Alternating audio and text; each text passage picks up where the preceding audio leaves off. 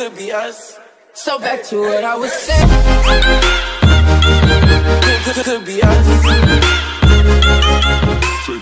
పొగ తాగటం, మద్యం సేవించటం ఆరోగ్యానికి హానికరం. Smoking and drinking injurious to health. స్నేహశీలి కరుణామూర్తి అజాత శత్రువుగా పేరుగాంచిన ప్రముఖ పాత్రికేయులు, తెలంగాణలోనే సీనియర్ జర్నలిస్టు, జర్నలిజాన్ని కొత్త పుంతలు తొక్కించినటువంటి మునీరన్న ఈరోజు మన మధ్యలో లేరు అనే చేదు నిజము జీర్ణించుకోలేనిది. ఎందుకు అంటే అందరిలో సౌమ్యుడిగా, సహనశీలిగా పేరుగాంచి విద్యార్థి దశ నుంచే ఉద్యమాల బాటపట్టి సకల జల సమ్మెలో కోల్ బెల్ట్ కన్వీనర్గా ఉండి ఎన్నో పోరాటాలు చేసిన మునీరన్న గురించి మనం ఎంత మాట్లాడుకున్నా చాలా తక్కువే. ఆయన ప్రియ శిష్యుడు, ప్రస్తుతం డిఎస్పి అధినేత అయిన శివప్రసాద్ గారు మరి ఆయనను మొదటిసారిగా చివరిసారిగా అంటే మునీరన్న ఒకే ఇంటర్వ్యూ ఇచ్చారు. ఆ ఇంటర్వ్యూ తీసుకునే భాగ్యము డిఎస్పి మీడియా అధినేత శివప్రసాద్కు దక్కటం ఆయన అదృష్టంగా భావించవచ్చు. ఇప్పుడు ఆ ఇంటర్వ్యూను యథాతథంగా మీ అందరికీ చూపిస్తూ ఆయనను జ్ఞాపకం చేసుకునే అవకాశం కలిగినందుకు మనం ఆనందించాలి. ఎందుకంటే మునీరన్న గురించి చెప్పాలి అంటే ఒక చరిత్ర గ్రంథమే తయారవుతుంది. దయచేసి దాన్ని చూడండి. ఈ విషయంగా డిఎస్పి మీడియా అధినేత శివప్రసాద్ గారి కృతజ్ఞతలతో వీడియో చూడండి. Okay. Brain surgery, heart surgery అయి విశ్రాంతి స్థితిలో ఉన్న ఆయనను డిఎస్పి మీడియా పలకరించింది. అటు విశ్రాంతి తీసుకుంటూనే పెన్నుకు విరామం ఇవ్వకుండా రోజు 3-4 పత్రికలలో కథనాలు రాస్తూ ఎంతో బిజీగా గడుపుతున్న ఆయన డిఎస్పి మీడియాతో మాట్లాడడానికి అంగీకరించారు. ఆరోగ్యరీత్యా ఎక్కువసేపు కూర్చునే వీలు లేనప్పటికీ కాస్తో కూస్తో సమయాన్ని వెచ్చించి మాతో తన మనసులోని భావాలు పంచుకున్నందుకు మునీరన్నకు కృతజ్ఞతలు. నమస్కారం sir, welcome to insider. Sir, ఇంకా జర్నలిజంలో ఉన్నారా? ఉన్నా, కంటిన్యూ. మీ రాక్షసత్వం ఇంకా కంటిన్యూ చేస్తాను అన్నాడు. నేను ఎప్పుడు ఒక మాట చెప్తా ఉంటా, ఏంటంటే రాస్తున్నా కాబట్టి బతుకుతున్నా, లేకపోతే ఎప్పుడు చచ్చిపోదు. ఆ పేరు ఇంకా పని రాక్షసుడు అని. లిఖతా హూ తో జీతా హూ వర్నా మర్జాతా కభీ కా మర్ జాతా. అంతే అంతే. ఊపిరి ఎప్పటిదాకా ఉంటుందో అప్పటిదాకా రాయడం జరుగుతూ ఉంటుంది, మాట్లాడడం జరుగుతూ ఉంటుంది. ఈ గొంతు ఆగేది కాదు. మీకు తెలుసు, నాకు బ్రెయిన్ ఆపరేషన్ అయింది, హార్ట్ ఆపరేషన్ అయింది, ఈ చెయ్యి 2 ముక్కలు ఇరిగిపోయింది, ఈ మన పక్క బుక్కలన్నీ ఎక్కడికక్కడ ఇరిగిపోయింది. శరీరంలో గాయం లేని చోటు ఒక గుండె ఉండేది, ఆ గుండెకు కూడా గాయం అయిపోయింది. అయినా కూడా ఆ నవ్వు అనేది ఆపలే, నవ్వుకుంటూ ఉన్నాం. ఎందుకంటే హ్యాపీయెస్ట్ మూమెంట్ మనం ఒక కష్టం నుంచి, ఒక నష్టం నుంచి, తర్వాత మన యొక్క విషాదం నుంచి కూడా ఎక్కడి నుంచి మనం సంతోషాన్ని దొంగిలించాలి అనేది నేను ఎప్పుడు చూస్తూ ఉంటా. అది బికాస్ అందుకోసమే నేను హ్యాపీగా ఉన్నా. ఎందుకంటే ప్రపంచంలో అతిపెద్ద university Harvard university. Harvard university మనిషి సంతోషంగా ఉండడానికి ఏం చేయాలి అని 75 సంవత్సరాలు ఒక సర్వే చేసింది. 75 years ఒక సర్వే. ఆ సర్వేలో చివరికి తేలింది ఏంటంటే మనిషి సంతోషంగా ఉండడానికి బెస్ట్ రిలేషన్షిప్ ఓన్లీ ఒక మార్గం అని. అంతే. పవిత్రమైనటువంటి ఏదైతే అనుబంధం ఏదైతే ఉంటుందో, అది భార్యాభర్తలు కావచ్చు, తల్లిదండ్రులు కావచ్చు, దోస్తులు కావచ్చు, కొడుకు బిడ్డ కావచ్చు, లేకపోతే కొడుకు కావచ్చు, కోడలు కావచ్చు, ఇట్లా ఎవరైనా కావచ్చు. అదే తప్పనిసరిగా. ఎందుకంటే మనమేమో ఇప్పుడు మనం ఇక్కడ సంఘజీవులం కాబట్టి మనం అందరి వాళ్ళమై ఉంటాం. నేను కూడా ఏం చెప్తా, నా హిందూ నా ముసల్మాన్, నా హిందూ నా ముసల్మాన్ ఇన్సాను జీనోదో యార్.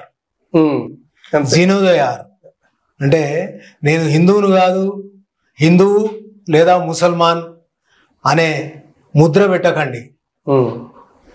పెట్టకండి. నేను ముందు మనిషిని బతకనియండి. 40 ఏళ్ళ క్రితం మీరు పెళ్లి చేసుకున్నప్పుడే అనుకున్నారా ఇదంతా? ముందు అంతకుముందే పెళ్లి సంగతి ఏంది అసలు మా మదర్ నేర్పింది. మా మదర్ కనీసం బుర్కా వేసుకోకుండా బయటికి వచ్చే అటువంటి కుటుంబం కాదు మాది. అటువంటి ఫ్యామిలీలనే మరి పూర్తిగా దేవుని నమ్మి దేవుని ఇదే ఉన్నటువంటి కుటుంబంలో మా మదర్ చెప్పిన మాట ఇది. మా అమ్మ చెప్తుండే, ఎందుకంటే మనిషిగా బతికే ప్రయత్నం చేయండి రా అని. అంటే మా అమ్మ బాగా గైడెన్స్ ఉంటుంది, మా ఫాదర్ ఆల్సో. కానీ మొదటి నుంచి కూడా అమ్మ కొద్దిగా ప్రేమ గలది. ఆ ప్రేమ అంటే ఎట్లుండాలి, మనం ఎవరి మీద విద్వేషంగా ఉండద్దు, శత్రువునైనా క్షమించే గుణం ఉండాలి బిడ్డ. అట్లా మనకి శత్రువులు ఉన్నారా లేరా నాకు తెలియదు. ఉన్నా నేను వాళ్ళని శత్రువు అనుకోను, అందరినీ మిత్రులు అనుకుంటా నేను. మీకు కూడా తెలుసు, అంత జగమెరిగిన సత్యం open book. Munir is a open book. మనం ఎప్పుడు క్లోజ్ లేదు, నా జీవితానికి రహస్యం లేదు. 85కు ముందు 85 తర్వాత అని మీ ఫ్యామిలీలో అనుకునే మునీర్కు ఏంటి తేడా? అంటే బలం ఉన్నప్పుడు గుండె బలంతో కొట్లాడిన తర్వాత పెన్ను బలంతో కొట్లాడిందా? Of course. అంటే ఇప్పుడు నేనేం చెప్తానంటే, స్టెమినా పోవచ్చు, మనిషికి కొంత స్టెమినా పోవచ్చు, కానీ స్పిరిట్ పోలే. స్పిరిట్ అనేది చాలా కంటిన్యూ ఉంటుంది. ఇప్పుడు ఎందుకంటే స్పిరిట్ మనిషికి ఎప్పుడు ఉంటుంది, స్టెమినా పోతుంది. మనము 60 ఏళ్ళు కావచ్చు, 70 ఏళ్ళు కావచ్చు, 75 ఏళ్ళు కావచ్చు, ఆ ఏజ్ని బట్టి మనం పోతూ ఉంటుంది. కానీ మన మైండ్ పనిచేస్తుంది, మైండ్ ఆల్వేస్ వర్క్ చేస్తుంది మనది. ఇప్పుడు నాకు బ్రెయిన్ ఆపరేషన్ అయినప్పుడు కూడా హాస్పిటల్ నుంచి వార్తలు రాసిన దాఖలాలు ఉన్నాయి. హాస్పిటల్లో కూర్చొని హార్ట్ ఆపరేషన్ అయినప్పుడు కూడా వార్తలు రాసుకుంటూనే ఉన్నాయి.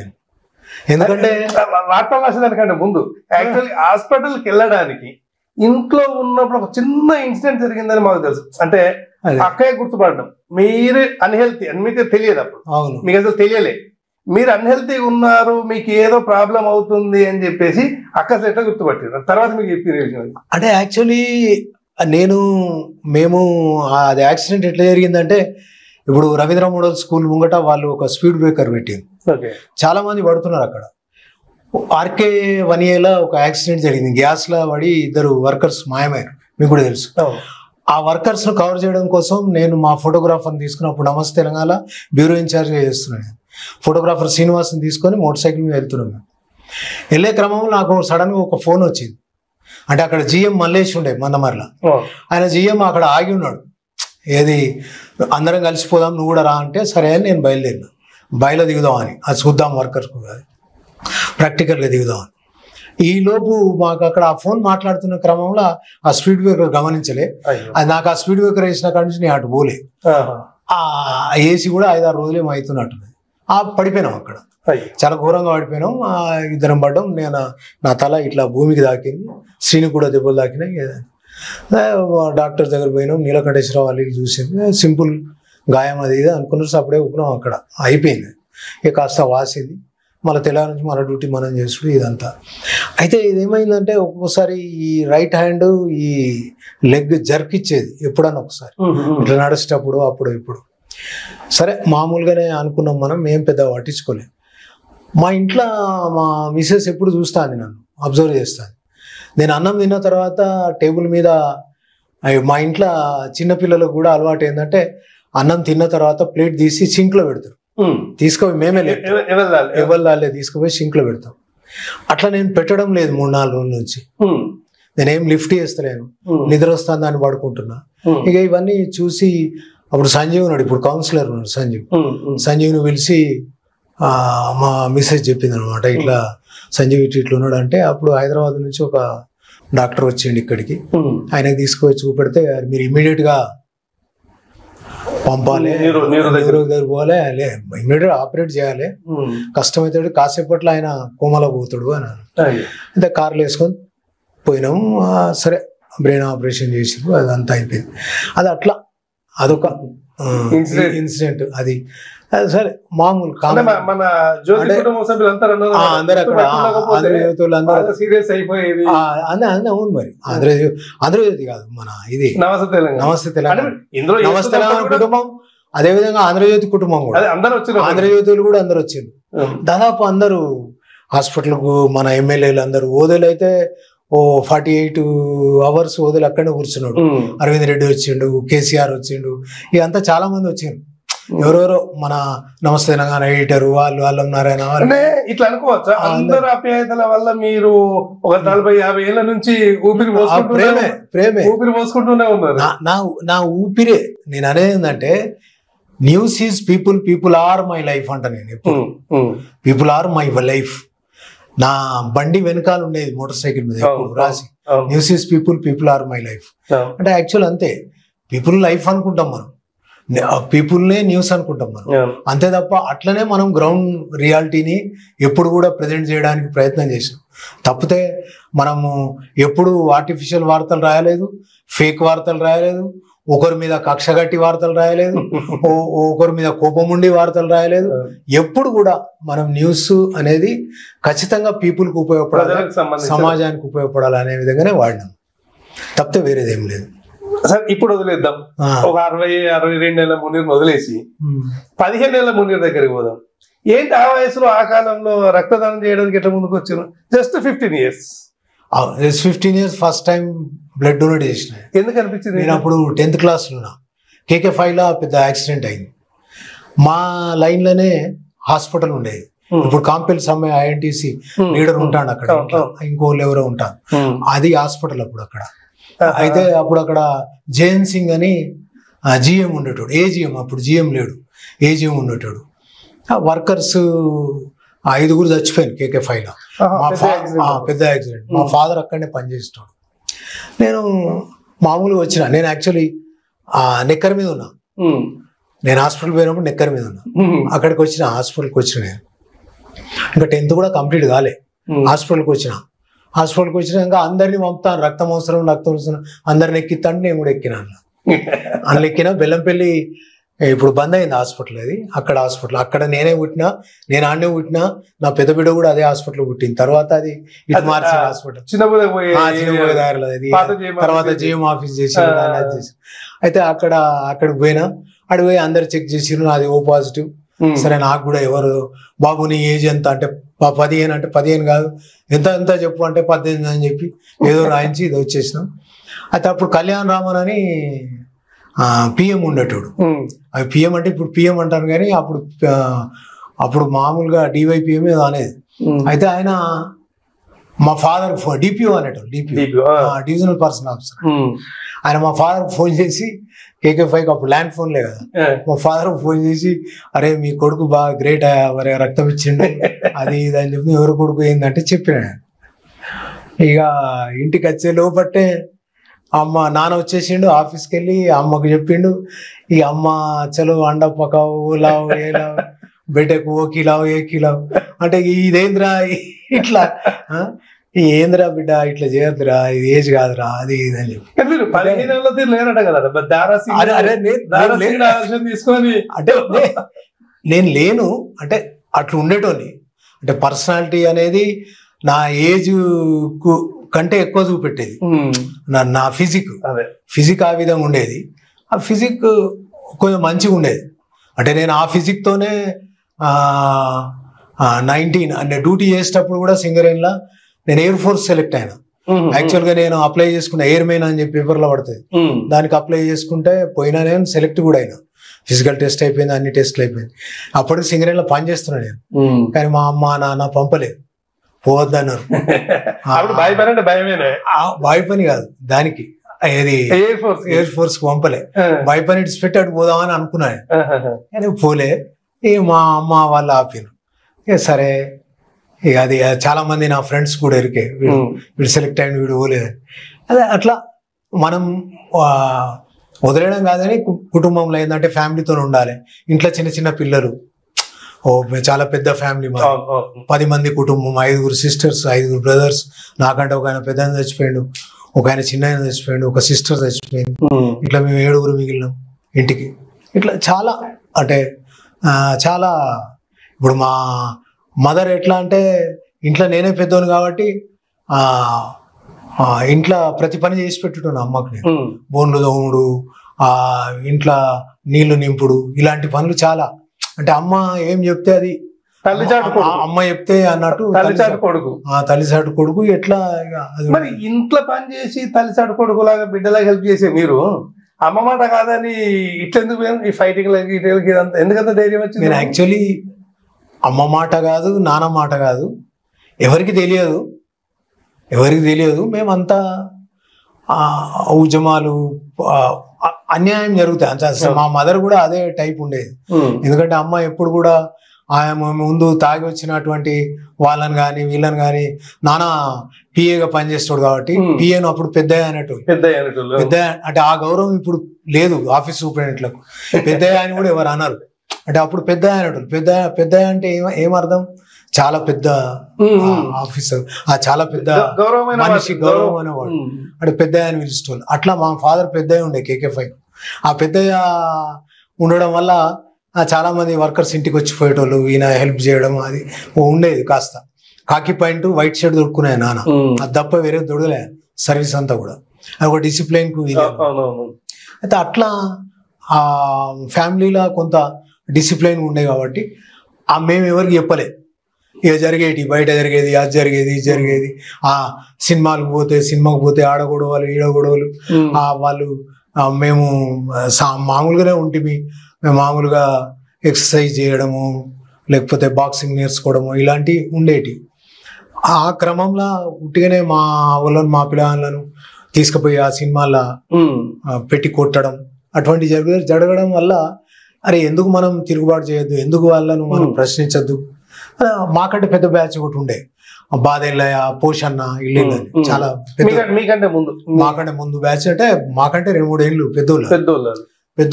వాళ్ళు అప్పుడు కాంగ్రెస్ పార్టీలో తిరిగేటోళ్ళు, అప్పుడు మనమరి దూరంబడి ఉండేటోళ్ళు. ఇక వీళ్ళంతా అండనే ఉండేటోళ్ళు. అయితే అప్పుడు మమ్మల్ని వాళ్ళు 2-3 సార్లు నాతో అన్నారు. వాళ్ళు కూడా మా చాలా గౌరవం ఇష్టోళ్ళు, మేము కూడా వాళ్ళకి చాలా గౌరవం ఇష్టోళ్ళు. ఎందుకంటే పెద్దోళ్ళు కాబట్టి. అంటే మా మందమరి పట్టణానికి సంబంధించి బాదెల్లయ్య, పోషం, వీళ్ళందరూ కూడా, ఇంకా కొంతమంది, వీళ్ళందరూ కూడా మొదటి గ్రాడ్యుయేట్స్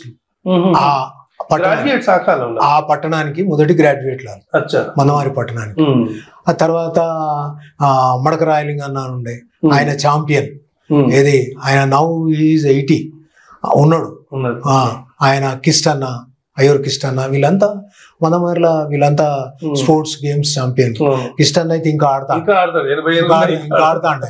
అంటే వీళ్ళంతా ఒక రకంగా మాకు కొన్ని ఇష్యూస్ లా వాళ్ళు మాకు మార్గదర్శనం. వాళ్ళను మేము గౌరవం ఇచ్చేటోళ్ళం. ఎల్లన్నా వాళ్ళు పోషణ వాళ్ళు ఏంటంటే వద్దు రాబాయి కొట్లాడలేదు. వీళ్ళిద్దరు మాతో ఉండేది. మడకరాయలింగ అన్న వీళ్ళందరూ కూడా కిష్టం మాతో ఉండేది. కిష్టన్ అంటే ఇక కమ్యూనిస్ట్ కార్యకర్త. మా రాయలింగ అన్న అంటే కాదు, కానీ రాయలింగ అన్న ఒక రకంగా ఆయనను ఇండియన్ అనొచ్చు. ఆయన ఒక మా భారతీయుడు. ఆయన ఉండడు అట్లనే ఉంటాడు. ఆయన ఏంటంటే అందరికీ మంచిగా మా ఏజ్ గ్రూప్ వాళ్ళకు, నాకు కానీ ఒక రకమైన శిక్షణ. అంటే మార్టిన్ ప్రకాష్ అని, కనకయ్య అని, ఇట్లా మా ఫ్రెండ్స్ క్లాస్మేట్స్ వీళ్ళంతా మేమంతా రాజన్న, కే రాజన్న, తనుగుల రాజన్న అని, ఇట్లా మా వాళ్ళు కందునూరు రాజన్న, ఇట్లా వీళ్ళందరూ కూడా మా చాలా దగ్గర అసోసియేట్స్. అంటే ఆల్మోస్ట్ మేము దగ్గర ఉన్న ఫ్రెండ్స్. ఇక పార్టీ ఇలా ఆన్లైన్లోకి వచ్చేసరికి ఉండేటి స్వామి, దస్తగిరి, శ్యామరావు, మా బ్రదర్ సందాని, వీళ్ళందరూ భోజాలు, ఆ తర్వాత సాంబయ్య, సారయ్య, ఇప్పుడు మేము మీ దగ్గర ఎంపీపీ చేసాడు సారయ్య, వీళ్ళందరూ అంటే ఆల్మోస్ట్ చాలా మంది. మీరు ఏఐవైఎఫ్ లకు రాకముందే మీరు దొరలను వ్యతిరేకించి మేము ఒక షెల్టర్ కోసం పోయినాం కమ్యూనిస్ట్ పార్టీలో. అంటే అప్పటికే మా బ్రదర్ వాళ్ళు పనిచేస్తున్నారు. శ్యామరావు, గేమరావు వీళ్ళందరూ ఒక జనరేషన్ మాకంటే చిన్నది వర్క్ చేస్తున్నారు. మమ్మల్ని కేవలం ఒక బాక్సర్లుగా, ఒక జిమ్ నడిపే వాళ్ళు, జిమ్ చేసే వాళ్ళు చూసేటోళ్ళు. మీ తోటలంతా మిమ్మల్ని ఫైటర్ గా చూసి అట్లా చూసేటోళ్ళు. అంటే మనం ఏంటంటే అన్యాయాన్ని సహించే అలవాటు లేకుండే. అప్పుడే మేము చాలా మంది దొరలతో కొట్లాడు, దొరల మనుషులతోని వాళ్ళు దాడులు చేస్తే, కార్మికుల మీద దాడులు చేస్తే, మా ఫస్ట్ స్టేజ్ ఏంటంటే వాళ్ళ మీద దాడులు చేసినప్పుడు పార్టీలని వర్క్షాప్లో ఒక బయట యూపీఐ ఎక్కడోనే ఆయన మీద దాడి చేసి ఆయన కొట్టిరు బాగా. ఆయన ఏదో తాగి సినిమాల్లో కూడా వేసినాయి, తలగిలా వల కొట్టేసినాయి. ఆయన నేను భుజాల మీద ఎత్తుకపోయాను, మొత్తం అందరం ఎత్తుకొని వచ్చి ఆయన హాస్పిటల్ తీసుకుపోయి ఇట్లా చాలా ఇష్యూస్ లా అక్కడ ఉన్న వాళ్ళకి ఫస్ట్ సాయం చేసేది. అంటే మందమరి ఏ చరిత్ర చూసినా సినిమా హాల్ చుట్టే కేంద్రీకృతమైన సినిమా హాల్ చుట్టే. ఎందుకంటే ఆ సినిమాలు దొర సినిమాలు, ఆ సినిమాల్లో సీటీ కొట్టద్దు, ఆ సినిమాలో నవ్వద్దు, ఆ సినిమాలు ఏడవాలిగా అంతే. సినిమా అదే మనుషులు మారాలి సినిమానో లేకపోతే శారద సినిమా పట్టుకొచ్చి అక్కడ పెడితే అక్కడ ఏడవాలి, అంతేగాని నవ్వద్దు గట్టిగా, ముసిముసి నవ్వులే నవ్వాలి, లేకపోతే ఇంకేం చేయొద్దు. చాలా ఉండే సినిమా చాలా, అదే కదా అప్పుడు చాలా చాలా అంటే చాలా దౌర్జన్యం ఉండేది.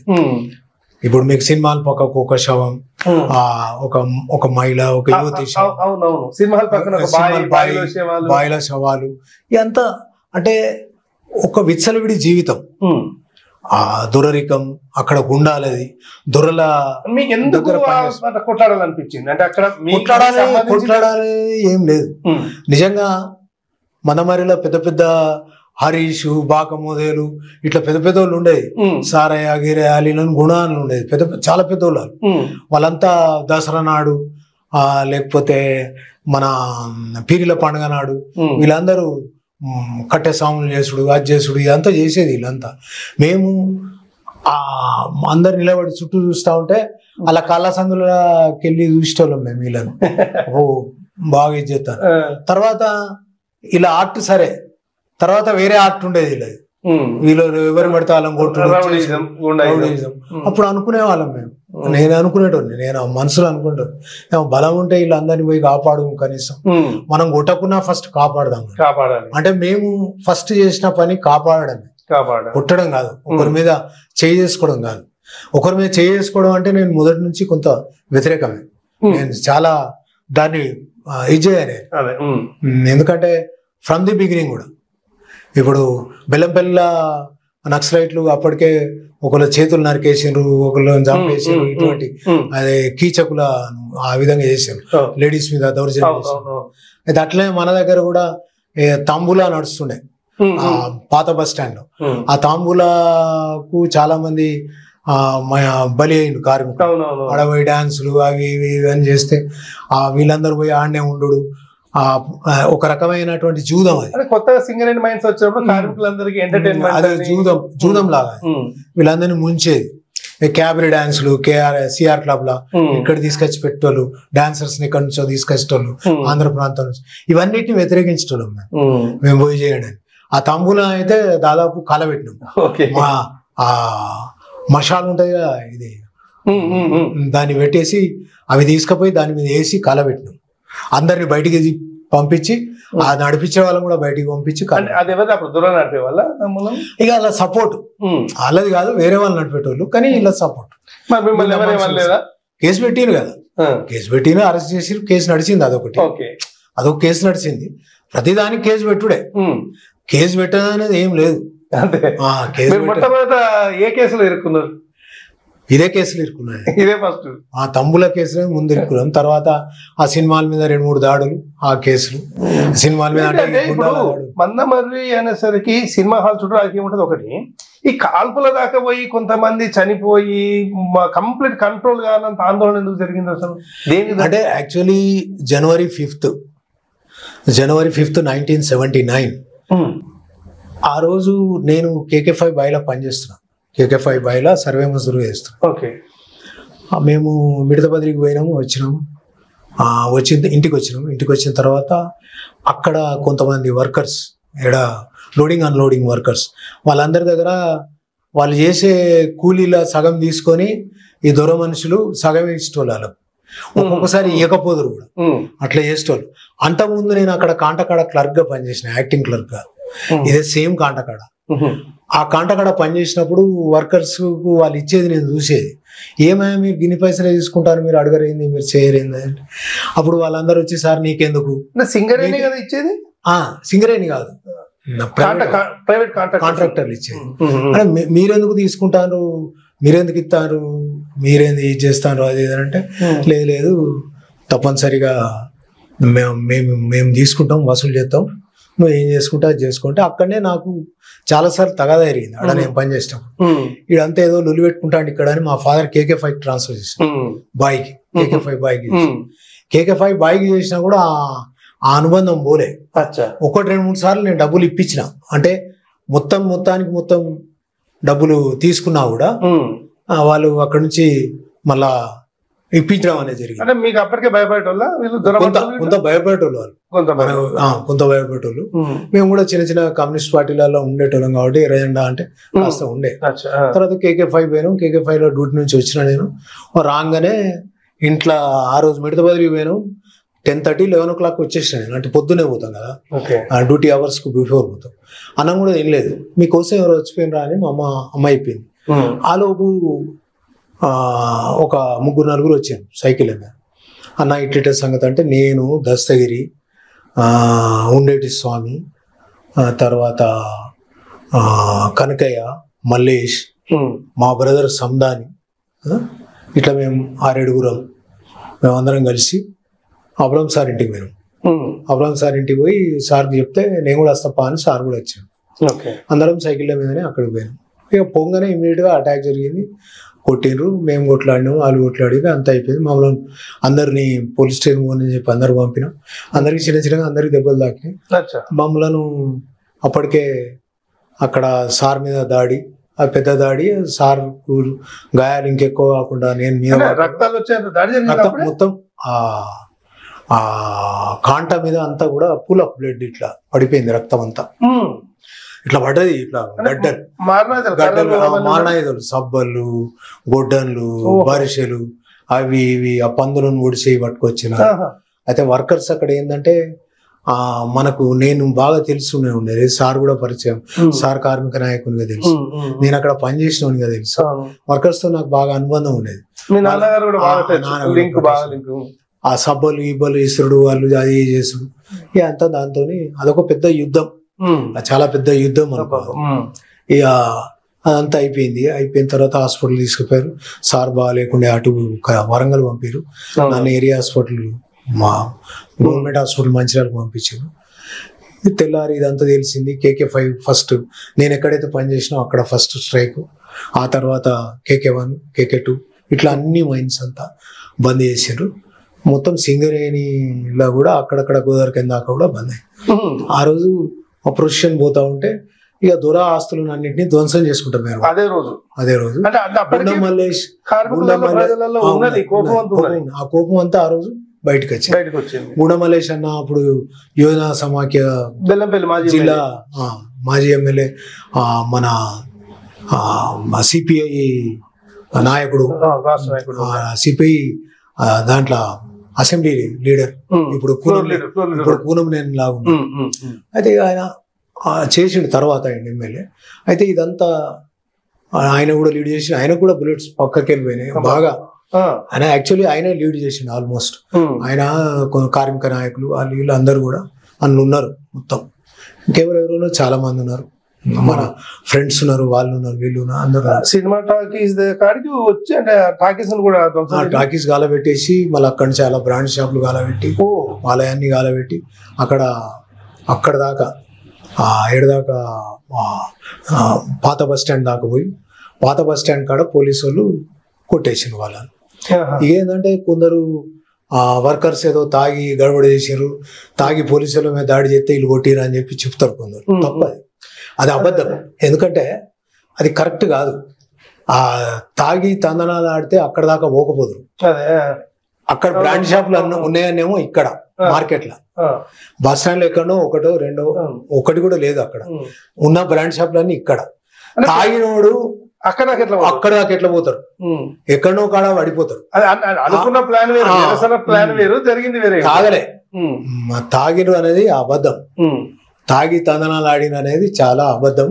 అది ఎవరు కూడా లీడ్ చేసేటోళ్ళు అక్కడ ఎవరు తప్పుదారి పట్టించలేదు, ఎవరేం చేయలేదు. వర్కర్సే వాళ్ళు స్వతహాగా వాళ్ళు చేసిండ్రు. అది గొడవ జరిగింది అనవసరంగా. అప్పుడు వెంకటరామరెడ్డి అని సర్కిల్ ఇన్స్పెక్టర్ ఉండేది, తక్కువ పోలీసులు. అప్పుడు వాళ్ళు ఆయన ఎలాంటి హెచ్చరిక లేకుండా లాఠీ చార్జ్ చేసి కాల్పులు చేసేసారు. అట్లా 6 కూడా చచ్చిపోయిండు, 18 మంది గాయాలపాయాలైన, ఒకరు కాలు పోయింది, ఒకరు చేరు పోయింది, కేసులు అయినాయి. దాదాపు సిపిఐ కార్యకర్తలు, సిపిఐ సానుభూతిపరులు అంతా, ఏటీసీ సానుభూతిపరులు అంతా వీళ్ళ మీదనే కేసులు. ఇవన్నీ జరిగింది. అదొక చరిత్ర. అంటే యాక్చువల్లీ అంత పెద్ద రిటాలియేషన్, అంత పెద్ద తిరుగుబాటు అనేది రాష్ట్రంలోనే మొట్టమొదటిసారి. అంటే ఒక ఇండస్ట్రీలో ఎట్లయితే తెలంగాణ ఉద్యమంలో బొగ్గని కార్మికులు ఎట్లయితే ఫ్రంట్ లైన్ లో నిలబడ్డారో అట్లనే వీళ్ళకి వ్యతిరేకంగా కూడా ఫ్రంట్ లైన్ నిలబడరు. ఎందుకంటే బొగ్గని కార్మికులు దొరలకు సింగరేణికి సంబంధం లేదు, సంబంధం లేదు. సింగరేణిలో కూడా దొరలు నడిపించేటోళ్ళు. సింగరేణిలో దొర ఒక జనరల్ మేనేజర్ మీద సిన్హా అని అప్పుడు ఒక జనరల్ మేనేజర్ ఉండేది. ఆ జనరల్ మేనేజర్ తుపాకే పట్టుకొని వచ్చిండు అక్కడికి, వీడికి జిఎం ఆఫీస్ కు డైరెక్ట్ తుపాకి పట్టుకొని వచ్చింది, మీ పని చేస్తారా చేయరా, అట్లా మా భూమి మీరు తీసుకుంటారా అది తీసుకుంటారా. ఇట్లా చాలా ఉన్నాయి దౌర్జన్యాలు. వాళ్ళ ముందట చెప్పులు వేసుకొని పోవద్దు, చెప్పులు చేతులు పట్టుకొని పోవాలి, ఇవన్నీ రకరకాలైన ఇవన్నీ ఉన్నాయి అనుకో. సరే, ఆ జోలి ఆ తరం అంతే ఉంటే తర్వాత తరం కాస్త ఇదే వచ్చిండ్రు. ఆ తర్వాత అక్కడ అవసరం లేదులే, ఎందుకంటే అందరి జీవితాలు మారినాయి, అందరి లోపల మార్పులు వచ్చినాయి. ఆ విషయాలను మనం ప్రస్తావించడం కూడా సమంజసం కాదు, కరెక్ట్ కాదు. ఎందుకంటే ఉద్యమాలు, పోరాటాలు జరుగుతూ ఉంటాయి. ఇప్పుడు ఇవాళ మనం ముఖ్యమంత్రి దగ్గర పోవాలంటేనే అందరు భయపడతారు. ముఖ్యమంత్రి మీటింగ్ కాడికి వచ్చితేనే ఏదైనా నిరసన తెలపాలంటే భయపడతారు, ముందే అరెస్ట్ అవుతారు, ముందు అరెస్ట్ చేస్తారు. కానీ 1980s ఆ ప్రాంతంలో మందమరిలో మేము ముఖ్యమంత్రి చెన్నారెడ్డి ఉన్నప్పుడు ఆ చెన్నారెడ్డి కారు మీద దాడి చేసినాం. కేసులు అయినాయి. దాడి చేసినప్పుడు దాడి చేయలేదు మేము, అంటే ఆయనకు రిప్రజెంటేషన్ ఇద్దామని కారు ఆపినాం, 40 జెండాలు చూపెట్టినాం. ఆయన కారు దిగకుండానే ఆ జెండా గుంజుకొని లోపలికి ఇట్లా ఆయనగా బడబూతులు తిట్టాడు. అక్కడికి పోయి కాజనార్ మీటింగ్ పోతాడు. ఆయన కాజనార్కి పోయి ఆడ తొక్కుతానే కమ్యూనిస్టులను అట్లా ఇట్లా అని చెన్నారెడ్డి అన్నాడు. అంటే అటువంటి నిరసనలు కూడా చాలా జరిగినాయి. మేము ఎప్పుడు ఊకోలే. అప్పుడు కాంగ్రెస్ నాయకుడు, ప్రముఖ నాయకుడు ఎల్లగౌడ్, నేనైతే మందమరిలో ఎల్లగౌడ్ తప్ప ఎవరిని కాంగ్రెస్ నాయకుడు అనా. నేను చెప్తున్నా, ఒక పక్క కాంగ్రెస్ నాయకుడు ఆయన. మీతో ఉన్నారు కాంగ్రెస్ లీడర్లు ఎంతమంది ఉన్నారు, అంత కమిటెడ్ కాంగ్రెస్ నాయకుడు ఎవరు చనిపోయాడు. ఆయన చనిపోయాడు.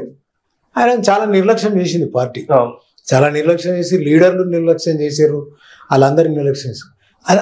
అటువంటి మూమెంట్స్ నడిచినాయి అక్కడ. ఇప్పుడు సింగరేణి విషయానికి వస్తే, సింగరేణికి, ఏఐటీసీకి, ఇవన్నిటికీ విడదీయరాని అనుబంధం. ఇప్పటికి ఏ కార్మికుని అంటే పాత తరం కార్మికుని చూసినా, మీ నోటి ద్వారా కూడా అబ్రహం సార్ అనే పదమే వస్తుంది. అబ్రహం సార్ కు మీకు చాలా మంచి అనుబంధం. సింగరేణిలో అట మందమారి పోరాటం విషయానికి వస్తే ఆ సార్ లేనిది అసలు అక్కడ చెప్పలేని పరిస్థితి. అసలు ఎవరు ఎట్లా పోరాటానికి చెప్పలేదు? అబ్రహం సార్ అనేటైనా ఆయన కేరళకు సంబంధించిన ఆయన. కేరళలో ఆయన కేరళ నుంచి ధన్బాద్కి వెళ్ళాడు. ధన్బాద్లో అసోన్సోల్లో ఆయన అండర్ మేనేజర్ పనిచేసాడు. ఆయన డిప్లొమా చేసిండు అప్పట్లో. అండర్ మేనేజర్ చేసి అక్కడ వర్కర్స్, కార్మికుల మధ్యలో ఉన్నటువంటి సంబంధాలు సరిగా, అంటే వర్కర్స్ మీద దౌర్జన్యం చేయడం, వర్కర్స్ను పూర్తిగా బానిస లెక్క చూడడం, ఇటువంటి వాటి మీద ఆయన తిరుగుబాటు చేస్తే ఆయన ఆల్మోస్ట్ డిస్మిస్ చేసింది. ఆయన వదిలిపెట్టేసింది. ఆయన మళ్ళీ ప్రయత్నం చేయకుండా ఉద్యోగం విడిచిపెట్టి వచ్చేసింది అక్కడ. ఎందుకంటే ఇక్కడ ఉండలేమని. ఇక్కడ కూడా బొగ్గలు ఉన్నాయి కదా, ఈ ప్రాంతంకి వద్దామని. అప్పటికి వాళ్ళ సిస్టర్ బెల్లంపల్లి వెల్ఫేర్ డిపార్ట్మెంట్, మన గవర్నమెంట్ వెల్ఫేర్ డిపార్ట్మెంట్ లో పనిచేసేది వాళ్ళ సిస్టర్. ఆ సిస్టర్ దగ్గరకు వచ్చిండు. ఆ సిస్టర్ కమ్యూనిస్ట్ పార్టీతోని సంబంధాలు ఉండే ఆమె. అయితే ఆమెకి జయకుమార్ స్వామి లీడర్ ఉండే, కమ్యూనిస్ట్ పార్టీ లీడర్. ఆయనకు పరిచయం చేస్తే ఆయనను మందమరి ఆఫీస్ ఓపెన్ చేసి మందమరిలో టైపిస్ట్ గా పెట్టారు సార్. ఎవరిని మైండ్ డ్యూటీ కాదు, మైండ్ డ్యూటీ ఆఫీస్ లో టైపిస్ట్ గా పెట్టిన ఆయన. ఇక సారు అక్కడి నుంచి ఆయన లీడర్ గా ఎదిగాడు. అంటే ఆయన ఇది స్టార్ట్ అయింది అక్కడి నుంచి, ఆయన జంక్చర్ మొదలైంది అక్కడి నుంచి. ఆయన ఏంటంటే వ్యవసాయ కార్మికులు, తర్వాత రైతులు, సైమల్టేనియస్ గా బొగ్గని కార్మికులు, ఫస్ట్ ఏరియా సెక్రటరీ అయిండు ఏఐటీసీలా, మనవారి పట్టణ కార్యదర్శి అయిండు, తాలూకా కార్యదర్శి అయిండు లక్షపేటకు. ఆ తర్వాత జిల్లా కార్యవర్గ సభ్యుడు అయిండు, రాష్ట్ర కౌన్సిల్ సభ్యుడు అయిండు కమ్యూనిస్ట్ పార్టీలో. అదే అట్లా ఎదుర్కొంటూ వచ్చి ఆయన సెంట్రల్ కమిటీ కార్యదర్శి, చనిపోయిన నాటికి సెంట్రల్ కమిటీ కార్యదర్శి. అట్లా ఆయన కార్మిక వర్గం చాలా దగ్గర అయిండు. ఆయన అద్భుతమైన డ్రాఫ్టింగ్, ఆయన ఏంటంటే మాలాంటి వాళ్ళను బాగా ప్రోత్సహించిండు. ఎప్పుడు కూడా అటాచ్డ్. మేమిద్దరం దాదాపు 2-3 సార్లు వేరే రైతుల సమస్యల దాంట్లో ఇంటి మీద అరెస్ట్ కూడా అయినాం. సరే తర్వాత టెన్యూర్ వచ్చేసి జస్ట్ 3-4 సంవత్సరాల గ్యాప్ లోనే దాదాపు ఒక వెలిగి ఆయనను కార్మికులను, ఆయనను మందవర ఉద్యమాలను విడదీయలేని స్థాయికి ఎదిగి అంతే సడన్ గా హత్య గురయ్యాడు. ఇక అది యూనియన్ పరమైనటువంటి ఇవి ఆ హత్య. సరే ఆయన హత్యకు గురైండు. ఆయన సీఎంగా బతికి ఉంటే నేనైతే ఎప్పుడు కూడా అనుకుంటా ఆయన లాంటి లీడర్లు బతికి ఉండాలి. నాట్ ఓన్లీ ఆయన లాంటి లీడర్లు బతికి ఉండాలి. ఎందుకంటే సింగరేణి కనీసం సింగరేణి బతికి ఉంటుంది. ఆయన ఎప్పుడు గుర్తు పెట్టుకుంటారు. ఎందుకంటే అప్పట్లో అసలు గౌరవం లేదు కార్మికులకు. అంతా యూపీ నార్త్ ఇండియా ఆఫీసర్స్ వాళ్ళు ఉండేది. ఇప్పుడంటే మన తెలంగాణలో వచ్చారు, ఆంధ్రప్రదేశ్ వాళ్ళు వచ్చారు, వాళ్ళు వచ్చారు. కానీ ఆ టైంలో చాలా దారుణంగా చూసేది. అసలు పట్టించుకోపోదు. ఎవరైనా యూనియన్ లీడర్ అయినా కుర్చీ మీద కూర్చొని పెట్టకపోదు వాళ్ళు. అటువంటి పరిస్థితులలో ఆయన ప్రతి దానికి కూడా ఆయన పోరాటం, ఉద్యమం, ఆందోళనలు, ఇట్లుండాలి అట్లుండాలి, పోయి వ్యతిరేకించుడు, అడగడం, కన్సలేషన్లు పెట్టుడు. కన్సలేషన్లు అయితే విపరీతంగా కొట్లాడేటోడు, లీగల్ గా బాగా ఫైట్ చేస్తాడు. లీగల్ గా భూముల మీద కూడా. అవును, చాలా సింపుల్ గా, చాలా పాత పొద్దున్న దొడిగితే మళ్ళా పొద్దుకే దాకా దూయకపోదు ఆయన. నాకు కూడా అదే అలవాటు వచ్చింది. నాకు ఆయన రింగులు ఎంటుకలే, నా రింగులు ఎంటుకలే, మా ఇద్దరి కూడా. నేను ఇట్లుండేటోని, ఆయన ఇట్లుండేటోని, ఇద్దరికి బాగా. ఆయన ఒక అద్భుతమైన మనిషి, అంటే ఒరిజినల్ మనిషి ఆయన. అంటే ఆయన సస్యభిషలు ఏముండయి ఆయన లోపల. ఒకటి మామూలు లుంగి ఓ బనీన్ మీద కూర్చొంటాడు ఇంట్లో, వర్కర్స్ తో అట్లే మాట్లాడతాడు. ఆయన వైఫ్ కూడా అంతే. ఆయన భార్యను చూడకుండానే పెళ్లి చేసుకున్నాడు. ఆ చూడని కూడా చూడలే ఆయన. ఆయన ఇక్కడి నుంచి పిలిచారు, పెళ్లి వాళ్ళ తల్లిదండ్రులు పెళ్లి చేసారు, పంపించారు. అంతే అంటే అంటే అంత మనిషి అంత బాగుండేది. సింప్లిసిటీ అంటే చాలా చాలా అద్భుతం. నేను చాలా నేర్చుకున్నా ఆయనతో. అంటే ఆయన ఒక పెద్ద స్కూల్, ఆయన ఒక పెద్ద పాఠశాల. ఆయన అంటే ట్రేడ్ యూనియన్ పాఠశాల, నాట్ ఓన్లీ ట్రేడ్ యూనియన్, ఒక పొలిటికల్ పాఠశాల. ఆయనకు తెలియని, ఆయనకు చొరవ లేని సబ్జెక్ట్ లేదు, ఆయన ఇన్వాల్వ్ కానీ సబ్జెక్ట్ లేదు. నేను అప్పుడప్పుడు ఆయనను ఎక్సర్సైజ్ రూమ్ కు పట్టుకుపోయేది, బాక్సింగ్ పోయేటోళ్ళం, తీసుకొని బాక్సింగ్ చేస్తాను. ఇక్కడ ఇది నీకే రాబోయ్, ఇది నాకొద్దు, ఇది నువ్వే, ఇది నేను అని. అట్లా అంటే మేము ఎంత బాగుండేటోళ్ళం అంటే, నాకు బాలగోపాల్తో తిరిగినప్పుడు అట్లే అనిపించింది. కార్బన్ స్కూల్ ఫాదర్ థామస్ తో తిరిగినప్పుడు నాకు అట్లనే అనిపించేది. నాకు కొంతమందితో తిరిగినప్పుడు, కొంతమంది ప్రజల మనుషులతో తిరిగినప్పుడు నాకు అబ్రహం సార్ ఫీలింగ్ వచ్చేది. అబ్రహం వెంట నేను తిరుగుతున్నా అని. అంటే నాకంతా అటాచ్మెంట్ ఉండేది. ఎందుకంటే ఆయన పిల్లల పెళ్లిలో చూసే ఉద్దేశంలో అతని సుపీరియారిటీ ఆయన చాలా. అంటే నేననే ఏంటంటే, మనిషిని ఎప్పుడు మనిషి దృష్టికోణం చూడాలి. మనిషి దృష్టి ఒకటే పనిచేయదు. ఈ దృష్టితో పాటు ఇది కూడా పనిచేయాలి, ఇది కూడా పనిచేయాలి. దిల్, దిమాగ్, ఆంక్